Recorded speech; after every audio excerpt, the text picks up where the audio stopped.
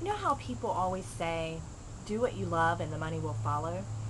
I've probably actually said that a few times myself, and it's a good saying, really, but I've decided that perhaps it's flawed.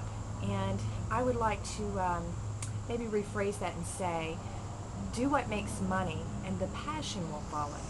And I say that because, we were having a conversation about this recently, and a few of us, I had this conversation with several people over the last couple of weeks, and I made the comment that my very first business was an electronics shop. And that was certainly not something I was necessarily passionate about, but it happened to pay the bills at the time. So my next business was a web development company. Most of you have heard this story before.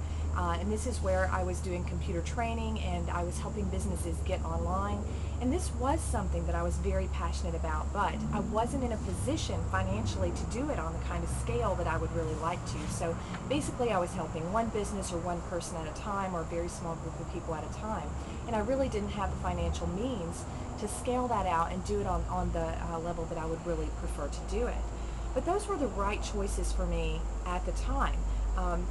It paid the bills, kids had to be raised, etc. And it was probably years into it before I really got a vision for my future and got a vision for what I wanted for myself in my life. And it was at the point that I had achieved a certain level of passive income and had gotten to a place where the financial stress was gone, and also a place, where financially I could actually do things that make a difference. I know a lot of us say all the time, this is what I want to do with my time and with my life, is I want to make a difference and I want to help people. And I think that's all fine and good, but we really have to get to a position or a place where we can do that on any kind of a scale at all, besides perhaps, helping one or two people along the way. And so I think perhaps that the best thing we can do first is pursue the financial goals, do what makes money first, and then as you're doing that and as you get away from the stress of money and the stress of not having enough money and things like that, and kind of get things on a roll, you'll better be able to figure out what your passions are, what you're passionate about, what you can do to help other people, etc. Without having to worry about how am I going to make the next mortgage payment, or how am I going to put dinner on the table next week.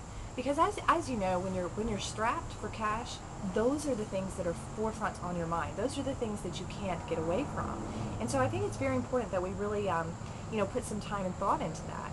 And even worse, really, if you start out from square one thinking I'm going to pursue my passions or I'm going to do some great good in the world, your friends and family are going to think you're nuts. If you put in a lot of hours and you put in a lot of energy and you're not really bringing in any kind of profit, or you're not seeing any results from your efforts, they're going to say, go get a job, right? Or what are you doing? I think you're crazy. And so we've all heard it before and had that lack of support. And so it's really important to look at your options, figure out what you can do now to make money, because money is what fuels all those other goals in life.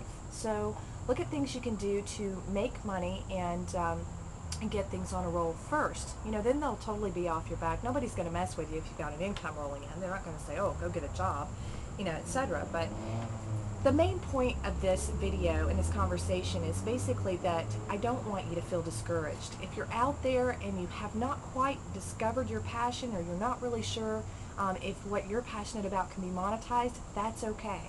That's okay. I've sold a lot of things online that I wasn't necessarily passionate about. I love hot markets, so sometimes it's movie collectibles or movie memorabilia. It's NASCAR collectibles, or just different things in different hot markets that I don't necessarily have any special interest in or anything like that. But sometimes my interest is paying the bills, and that's okay too. I think we all need to realize that we have to start at that point, and we have to come from that place in order to get where we can actually do some good in the world, and where we can actually discover our passions and then pursue them, in some type of a business model.